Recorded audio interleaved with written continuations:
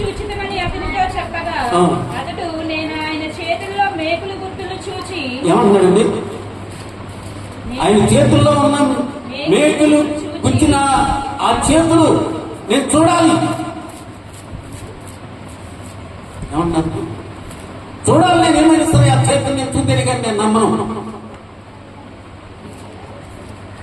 చదువు. నా వేలు ఆ మేకులు గుర్తులో పెట్టి నా చెయ్యి ఆయన పక్కలో ఉంచితే గాని నమ్మనని వారితో చెప్పాను. చూడండి ఏమంటున్నాడండి? పక్కటెముకలో కూడా, ఈ పక్కటెముకలో ఆ బళ్ళి పోటులో ఉన్న ఆ గాయాన్ని కూడా ఏం చేస్తున్నాడు ఒకసారి ఆలోచించండి. రేపుతేనే కానీ ఆ గాయాల్లో నా చెయ్యి పెట్టి నేను చూస్తేనే కానీ నేను నమ్మను. చాలా మంది ఇలా అదే పరిస్థితుల్లో ఉంటున్నారు. కాబట్టి ఆదిత్యం అంటున్నాం కాదు, కానీ యోహాను సువార్తలోనే అదే 20-30 వచనాల్లో చిన్న మాట జ్ఞాపకం చేస్తున్నాడు. ఆ మాట చూద్దాం. చాలా జాగ్రత్త మీరు ఆలోచించాలి. చూడండి, జాగ్రత్త చదువుకుంటాం. మీరు కూడా చదువుకుని ఆ వాక్యాన్ని జ్ఞాపకం చేసుకుందాం. 20-30-31. యేసు మరియు అనేకమైన ఇతర సూచక్రియలను యేసు తన శిష్యుల ఎదుట చేసెను. అవి ఈ గ్రంథమందు రాయబడి ఉండలేదు గాని యేసు దేవుడి కుమారుడైన క్రీస్తు అని మీరు నమ్మి ఆయన నామమందు జీవం పొందినట్లును ఇవి రాయబడిను. ఏమంటున్నాడండి? ఈ 30-31 వచనాల్లో వచ్చేటప్పటికి తండ్రి దేవుడు ప్రత్యేకంగా రాస్తున్నట్లు మనం చూస్తున్నామని. ఎందుకంటే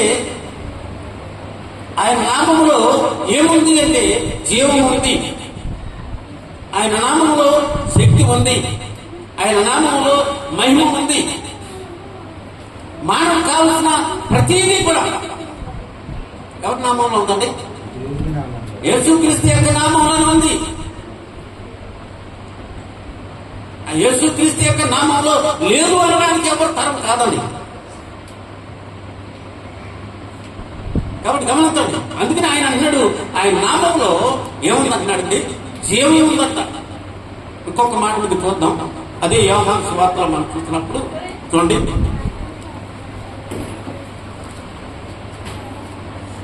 10వ అధ్యాయము 33వ వచనం.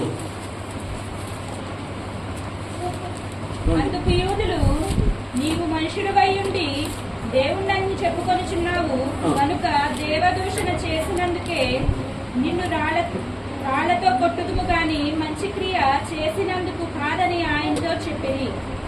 ఏమంటున్నాడండి? చాలా జాగ్రత్తగా ఆలోచించండి. ఆయన యూదులు నీవు మనుషుడివై ఉండి దేవుడు అని చెప్పుకొనుచున్నావు ఏమంటున్నారండి? ఇక్కడ ఈ ప్రసంగం ఏం చెప్పుకుంటున్నారు ఒకసారి ఆలోచించండి.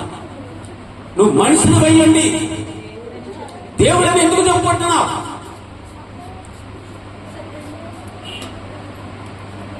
చూడండి ఒకసారి ఆలోచించండి. నాడు దేవుని కార్యం మన మధ్య జరిగినా సరే ఆ కార్యాన్ని మనం ఏం చేస్తున్నామంటే ఏదో జరిగింది ఏమంటున్నారండి? ఏదో జరిగింది అన్నట్టుగానే ఏం చేస్తారంటే విడిచిపెట్టేస్తున్నారు. దేవుని కార్యాలు మరి భూమండలం మీద మనం పరిశీలన చేస్తే ఎన్ని రకాల కార్యాలు చేశాడండి. గుడ్డివాడికి కళ్ళు ఇచ్చాడు, గుడ్డివాడికి కాళ్ళు ఇచ్చాడు, ఓసా కాళ్ళు చేతులు కలిగిన వాడికి మళ్ళీ అవన్నింటినీ బలపరిచాడు. ఏమండి? యేసుక్రీస్తు వారు చేసిన కార్యాలు ఇక్కడ మనం చూస్తాం. మరి తండ్రి అయిన యెహోవా దేవుడు చేసిన కార్యాలు యోబుని ఒకసారి మనం పరిశీలన చేస్తే, యోబు జీవితంలో మనం చూస్తే యోబు వారిని మరి ఎన్ని దినాలు శ్రమ పెట్టాడు ఒకసారి ఆలోచించండి బాధకుడు. అయినా ఆయన శరీరం కూడా ఏం చేసిందంటే ముక్కల కింద రాలిపోయింది. రాలిపోయిన శరీరాన్ని ఏం చేశాడంటే మళ్ళీ తిరిగి ఎవరు చేశాడు? అంటే దేవుడు చేశాడా లేదా? దేవుడు చేయలేదండి అక్కడ కార్యం. పసి పిల్లవాడి దేహం వలె ఆయన శరీరాన్ని అమర్చబడినట్లుగా మనం చూడగలుగుతున్నామండి. అంటే దేవుడు స్వస్థపరచలేడా నీకున్న వ్యాధిని? అంటే నీకున్న వ్యాధుల బట్టి ఒకసారి నువ్వు ఆలోచన చేస్తే నువ్వు ఎలా ఉన్నావో ఒకసారి పరిశీలన చేసుకోవాలి. ఏం చేస్తున్నావు అంటే దేవుని అడుగుతున్నాం, కానీ పెదవులతోనండి మనం అడిగేది. మనం అడిగేది దేవుతో అడుగుతున్నామని పెదవులతోనే ప్రభువా ప్రభు అంటున్నాం, కానీ ప్రభుని మనము స్తుతించలేకపోతున్నాం, గణపరచలేకపోతున్నాం, నమ్మలేకపోతున్నాం. ఏమండి, నమ్మాలి ముందు, అది ఆయన చెప్పే మాట. కాబట్టి గమనించండి, ఒక్కొక్క మాట జ్ఞాపకం చేస్తాను.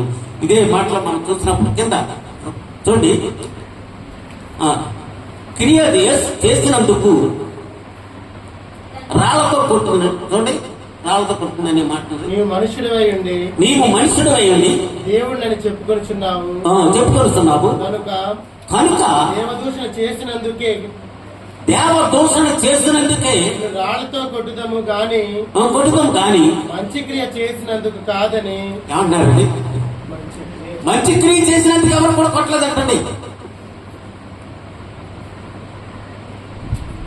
మంచి క్రియ చేసినందుకు ఎక్కడైనా కొట్టారంటే ఎక్కడ కొట్టలేదు. మంచివాడే. ఇవాళ మనం కూడా అనుకుంటాం.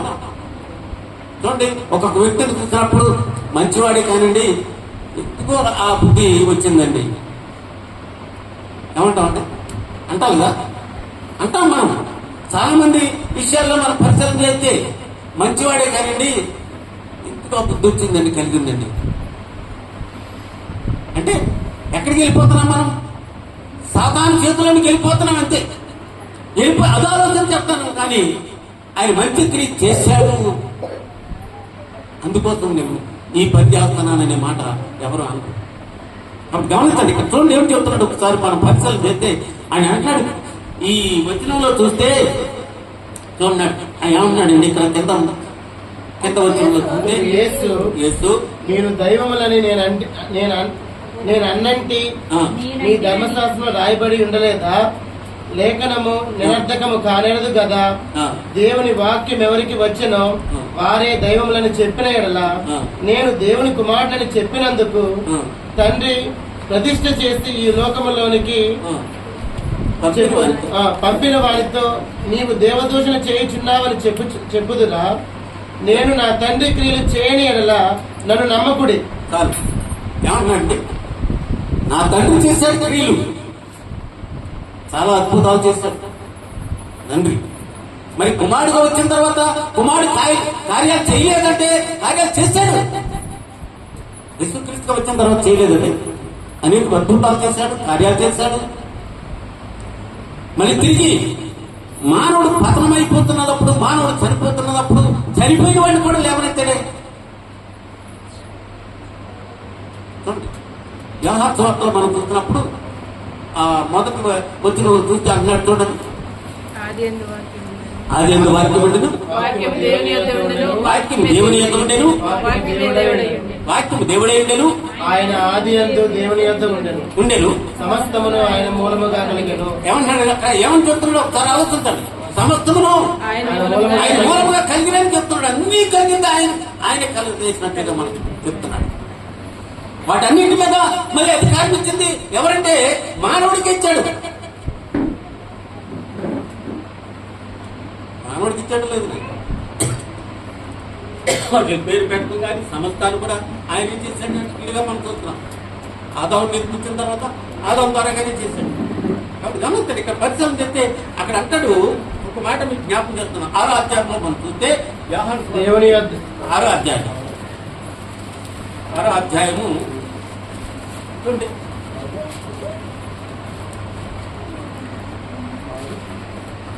4వ వచనం. అప్పుడు పస్కా అను యూదుల పండుగ సమీపించెను. కాబట్టి యేసు కన్నులెత్తి బహుజనుల తన యొద్దకు వచ్చుట చూచి వీరు భుజించుటకు ఎక్కడి నుండి రొట్టెలు కొని తెప్పించురని ఫిలిప్పును అడిగాను గాని ఏమి చేయనయుండను తానే ఎరిగి ఉండి అతన్ని పరీక్షించుటకు అలాగడిగాను. అంటే దేవుడు అడుగుతున్నాడు చక్కగా. మరి అనేక మంది వస్తున్నారు, వీళ్ళందరూ కూడా దేవుని యొక్క మాటలు వినడానికి వచ్చేదారు. ఈ మాటలు విన్న వాళ్ళకి భోజనం అయిపోయి 3 దినాలు దేవుని మాటలు విన్నారు. 3 దినాలు తిన్న తర్వాత ఏమన్నాడండి? వీళ్ళకి ఆకలిగా ఉంది కనుక వీళ్ళకి భోజనం సిద్ధపరచండి అంటున్నాడు. సిద్ధపరచమంటే ఈ వెళ్తున్నారు, కిందకి వెళ్తే చెప్తాడు ఇన్ని ధ్యానారాలు అవుతాయి, ఈ ధ్యానారాలకి మేము ఎక్కడ తెచ్చి పెడతాము. ఏమనుకుంటున్నారండి? చూడండి ఇక్కడ కింద అందుకు ఫిలిప్పు వారిలో ప్రతి వాడును కొంచెము కొంచెము పుచ్చుకొంటకైనను కొంచెం కొంచెం పుచ్చుకుంటుకొని 200 దేనారములు రొట్టెలు చాలవని ఆయనతో చెప్పాను. ఆయన శిష్యులలో ఒకడు అనగా సీమోను పేతురు సహోదరైన ఆంద్రేయ ఇక్కడ ఉన్న యొక్క చిన్నవాణి యొద్ద 5 యవల రొట్టెలు 2 చిన్న చేపలు ఉన్నవి గాని ఇంతమందికి ఇవి ఏమాత్రమని ఆయనతో అనగా యేసు జనులను కూర్చుండబెట్టుడని చెప్పాను. ఏమంటున్నాడండి? జనులను కూర్చుండబెట్టి ఆ చోట చాలా పచ్చిక ఉండెను కనుక లెక్కకు ఇంచుమించు 5,000 మంది పురుషులు కూర్చుండేది. ఎంతమంది ఉన్నారండి? 5,000 మంది. 5,000 మంది. ఒకసారి ఆలోచిస్తాం. ఇక్కడ దేవుని కార్యం జరిగిందా లేదా అనేది ఒకసారి మనం పరిశీలన చేస్తే దేవుని కార్యాలు అక్కడ జరిగినాయి. ఈనాడు భూమండలం మీద కూడా ఆయన కార్యాలు జరుగుతున్నాయి. అంటే కార్యాన్ని చెప్పడానికి జరుగుతున్నారు అంతే. ఏం చేస్తున్నారండి? ఈ కార్యం చెప్పాడు అనుకోండి, ఈ వ్యక్తికి కార్యం జరిగింది కదా, ఈ కార్యం జరిగిన దాని మీద మనం ఈ వ్యక్తిని మనం పరిశీలన చేయాలి. ఏం చేస్తున్నారండి? చాలా మంది దేవుని కార్యాలు జరిగినాయి అని చెప్తున్నారు కదా, సాక్ష్యాలు చెప్పిన తర్వాత ఏం చేస్తారంటే ఇప్పుడు యావత్ ప్రపంచంలో చాలా మందిని ఏం చేస్తారు, సేవకులను కూడా చాలా హింసించి రకరకాలుగా బాధలు పెట్టి ఈ కార్యం నువ్వు చెయ్యి అని ఒక రోగి తీసుకుంటారు. ఆ రోగిని ఎదురు కూడా అప్పుడు నిలబెట్టేస్తున్నారు. నిలబెట్టేసి కార్యం చేయండి మీరు అంటారు. కార్యం చేయడానికి దేవుని చిత్తమై ఉండాలి అనేది ఎవరికి తెలుసు? వీళ్ళకి తెలుసు. దేవుని చిత్తం లేకుండా జరుగుతుందండి కార్యం. వాడు దేవుని అంగీకరించడు, వాడి మీద వ్యాధి ఉంది, కరెక్టే, తీసుకొచ్చారు, నిలబెట్టిన తర్వాత వాడు దేవుని అంగీకరించాలి కదా. వాడు దేవుని అంగీకరించకపోతే కార్యాలు ఎక్కడ జరుగుతాయండి? ఏమండి? కార్యాలు జరగవు. ఆయన అంగీకరించాలి, ఆయన నామాన్ని స్తుతించాలి, కనపరచాలి, నువ్వే రక్షకుడు అని అంగీకరించాలి. అప్పుడు దేవుని కార్యాన్ని చూడడానికి సరిపోతుందండి. కానీ తీసుకొచ్చేటది మాత్రం తీసుకొచ్చేస్తాం. చాలా మంది అయితే చేస్తారు, దేవుని సన్నిధికి తీసుకొస్తున్నారు, కానీ కార్యాలు పొందే సమయానికి వారు ఏం చేస్తారండి? దేవుడిని కూడా నమ్మడం లేదు. దేవుడి కూడా స్వస్థపడుతుంటే దేవుడు కూడా స్వస్థపరిచిన అది స్వస్థపడుతుంది లేదా దేవుడు కూడా తెలుసండి. మొదటి మాటలు కూడా దేవుడు కూడా తెలుసండి. అందుకే దేవుడు కూడా స్వస్థపడుతుంది. గమనించండి, ఇక్కడ ఆయన చెప్తున్న మాట ఆయన జీవితాల్లో మనం పరిచయం చేసినప్పుడు మనం ఎలా ఉంటున్నామని కూడా జ్ఞాపకం చేస్తున్నాడు. అందుకనే ఆయన నామంలోని జీవం ఉందని చెప్తున్నాడు. ఆ జీవాన్ని గురించి మనం ఆలోచన చేయాలి. ఈ భౌతిక దేహము మరణానికి అప్పగించబడుతుంది. ఈ భౌతిక దేహం మట్టిలోంచి తీయబడింది కనుక మళ్ళీ మట్టిలోకి వెళ్ళిపోతుంది అనేది నాకు అన్నీ తెలుసు. కానీ ఆయన జీవం ఉందే, ఆయన ఆత్మ మనలో ఉందే.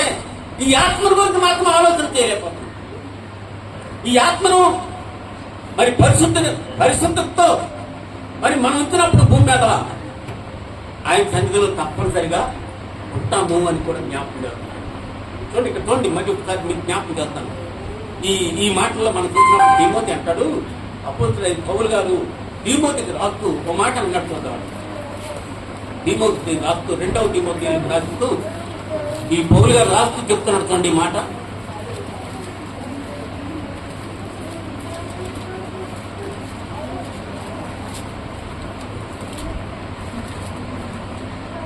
మొదటి అధ్యాయము 10వ వచనం.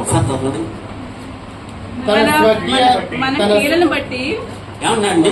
మన క్రియలను బట్టి కాక తన స్వకీయ సంకల్పం బట్టి 10వ వచనం, మొదటి అధ్యాయము 10వ వచనం.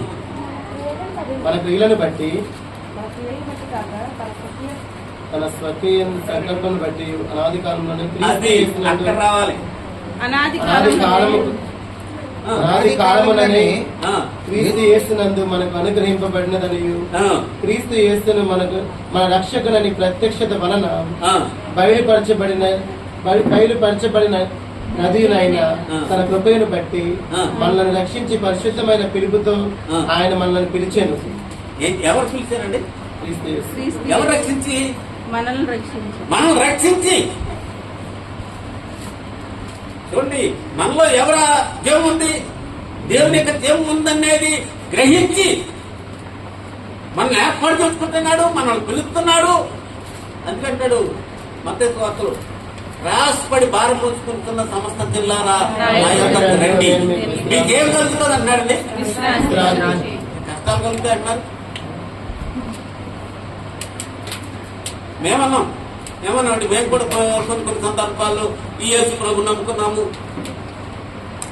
యేసు ప్రభు నమ్ముకున్నాము, యేసు ప్రభు దగ్గరకు వచ్చాము, యేసు ప్రభు సేవలు వచ్చాము, ఈ సేవలో చూస్తే అన్ని కష్టాలే. ఏమంటున్నామండి? అన్ని కష్టాలనే చెప్తాం. ఈనాడు మనం కూడా అంతే, ప్రతి ఒక్కరు కూడా అదే అనుకుంటున్నారు. కానీ ఆయన దాచించిన మేలు ఎంత గొప్పదో అనేది మాత్రం ఎవరు కూడా ఆలోచించలేదు. ఆలోచన చేసుకోవాలని మరొకసారి మీకు జ్ఞాపకం చేస్తున్నాడు తిమోతి ద్వారా. చూడండి ఏం చెప్తున్నాడు మరొకసారి. అనది కాలమునే క్రీస్తు యేసునందు మనకు అనుగ్రహింపబడిన క్రీస్తు యేసును మన రక్షకుడి ప్రత్యక్షత బయలుపరచబడిన నదినైన తన కృపను బట్టి మనలను రక్షించి పరిశుద్ధమైన పిలుపుతో ఆయన మనల్ని పిలిచెను. ఆ క్రీస్తు యేసు మరణమును ఏ పిలిపండి? దేవుని పిలుపు. మీరు ఎలా బయట తిరగొచ్చు, ప్రతి ఒక్కరు కూడా బయట తిరుగుతూ ఉంటాం, బయట కార్యాలు తిరుగుతూ ఉంటారు. మరి దేవుని దగ్గరికి ఏదో చిన్న సమస్య వస్తానో, చిన్న కష్టం వస్తానో దేవుని దగ్గరికి వస్తారు. దేవుని దగ్గరికి వచ్చిన తర్వాత ఆయన పరిశుద్ధమైన పిలుపు, ఆయన పిలుస్తున్నాడు, ఆయన రమ్మన్నాడు. ఆయన ఆత్మ కనుక ఆయన ఆత్మని దేవుని సన్నిధికిరా, దేవుని సన్నిధికిరా, నా సన్నిధికిరా, నా సన్నిధికిరా అంటున్నాడు. అంటా ఉంటే మనం ఏం చేస్తామండి? రాలేదు. అయినా ఏదో ఒక సమయానికి కష్టం కలిగినప్పుడు ఏం చేస్తామంటే దేవుని దగ్గర. అంటే దేవుడే నిన్ను ఏర్పాటు చేస్తున్నాడు. చూడండి, మొక్కేసిన తర్వాత నీళ్ళు అర్థం పోయిమంటే మనం పిలిచిన తర్వాత ఆయన నిన్ను విడిచిపెడతాడా? విడిచిపెట్టాడండి. సేవకులేంటి, విశ్వాసులేంటి, ఎవరైనా సరే, బిషప్పులైనా సరే ఆయన ఎంత నిలిచి ఉండాలి. మనం ఎవరెంత నిలిచి ఉండాలండి? యేసుక్రీస్తు అందరూ నిలిచి ఉంటే ఆయన దగ్గర ఉన్నాయన్నీ కూడా మనకే సొంతం కాదండి. ఆయన దగ్గర ఉన్నాయని ఎవరికి సొంతం? ఆయన కుమారులైన వారికి సొంతం, కుమార్తెలైన వారికి సొంతం మనం అనుకోవచ్చు. కానీ మనం నిలిచి ఉండలేం. ఆయన పరిశుద్ధ పిలుపుని బట్టి పిలిచాడు, నన్ను ఏర్పాటు చేసుకున్నాడు, ఆయన బిడ్డగా నన్ను నిలబెడుతున్నాడు అనేది గ్రహించలేకపోతున్నాం. అందుకనే ఈ తిమోతికి రాస్తూ చెప్తున్నాడు. అది గమనించండి. ఒక్కొక్క మాట మీకు జ్ఞాపకం చేసి నేను సమయాన్ని ముగించేస్తాను. ఎందుకంటే 12:30కి నేను క్లోజ్ చేయాలనుకున్నాను. ఒక్కొక్క మాట మీకు జ్ఞాపకం చేస్తాను. చూడండి, యోహాను సువార్తలోని మనం చదవబడిన యోహాను సువార్తలో ఒక్కొక్క మాట మీకు జ్ఞాపకం చేస్తాను. చూడండి, 5వ అధ్యాయము 24వ వచనం.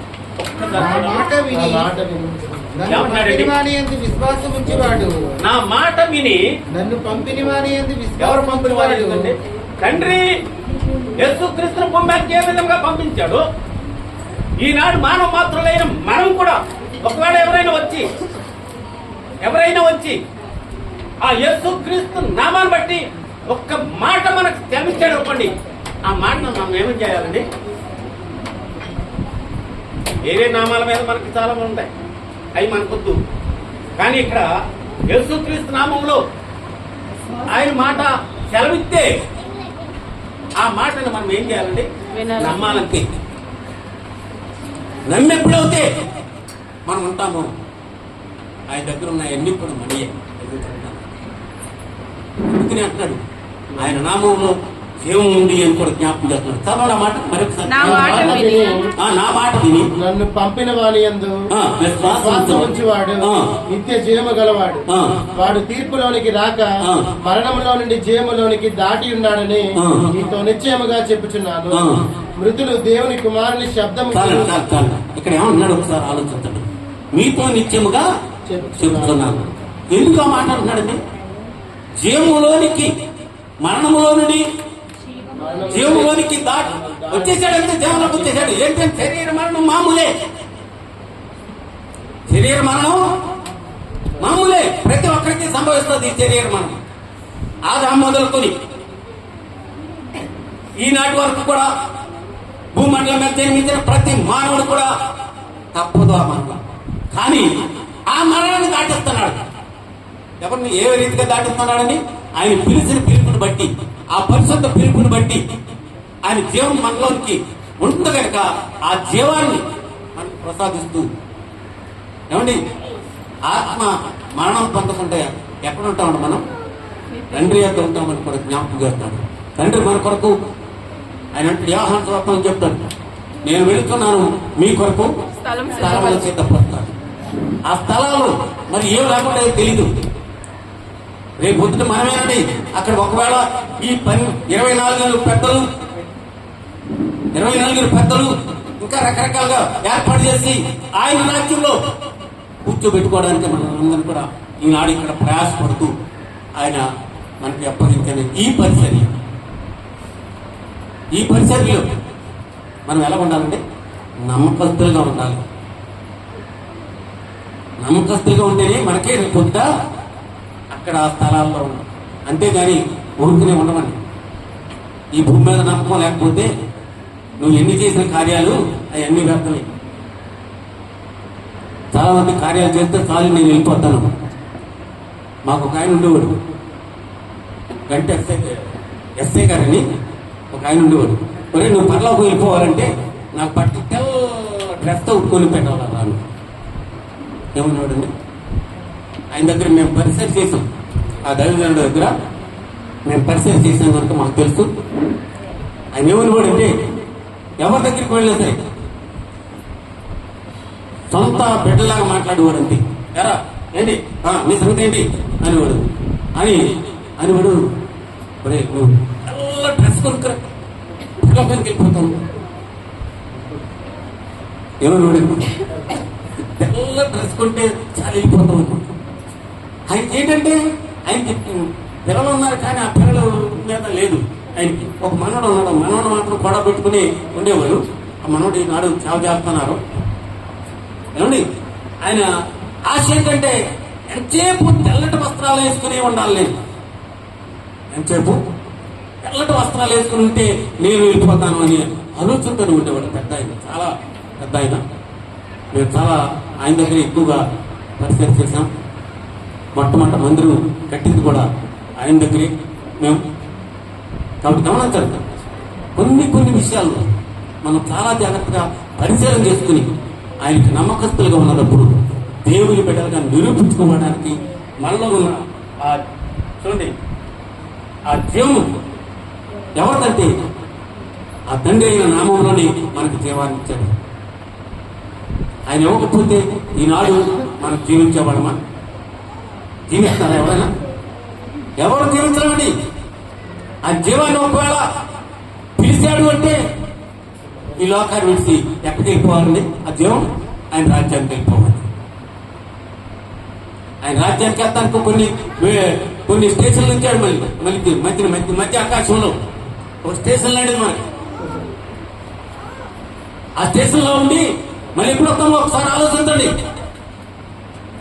మళ్ళీ మన ప్రభు యేసుక్రీస్తు వారు వెళ్ళి భూమండలానికి మళ్ళీ వస్తానని వాగ్దానం చేశాడు కనుక ఆయనకు వచ్చేటప్పుడు ఏం చేస్తాడండి? ఆ స్టేషన్లో మళ్ళీ వీళ్ళందరినీ పిలుస్తాడు. చూడండి, ప్రయాణం చేస్తాం. ప్రయాణం చేస్తే తాడేపల్లిగూడెం స్టేషన్ ఉంది. తాడేపల్లిగూడెం స్టేషన్లో బండి వస్తుందని ఏం చేస్తారు? ముందుగానే వెళ్ళి కూర్చుంటారు. ఆ బెంచీల్లో కుర్చీల్లో కింద కూర్చున్న వాళ్ళు రకరకాల కూర్చునే ఉంటారు. మన వాళ్ళందరూ వెళ్ళిపోయిన వాళ్ళందరూ కూడా ఈ లోకాన్ని విడిచి వెళ్ళిన వాళ్ళందరూ కూడా ఆయన వెయిటింగ్ లో ఉన్నారు. అక్కడ చూస్తున్నారు. నా ప్రభు వస్తాడు, నా తండ్రి వస్తాడు అని కొంతమంది చూస్తున్నారు. కొంతమంది అయితే రకరకాలుగా చూస్తున్నట్లుగా మనం చూస్తాం.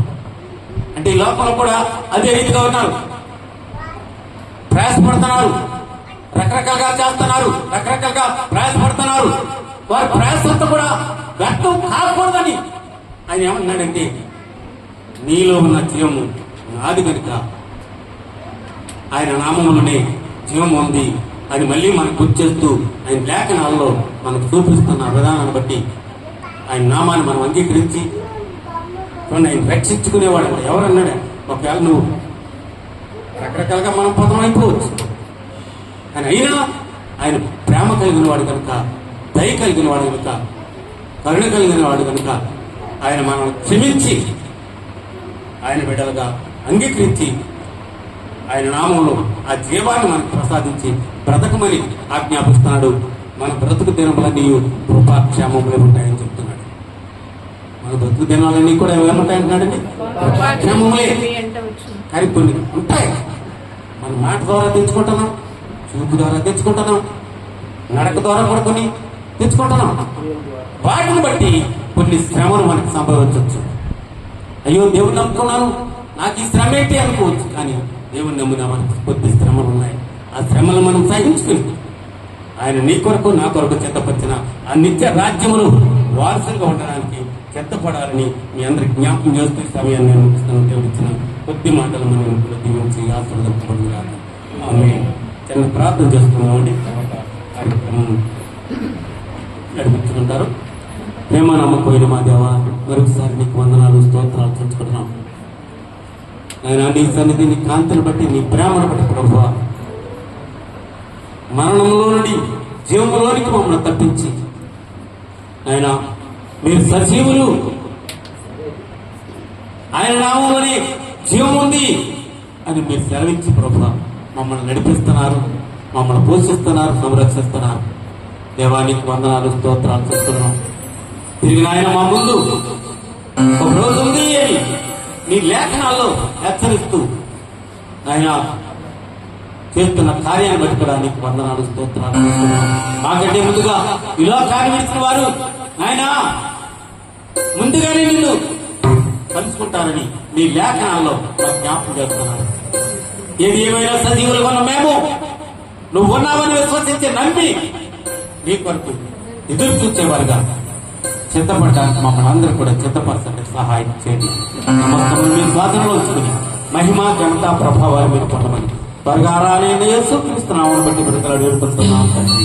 ఆమేన్.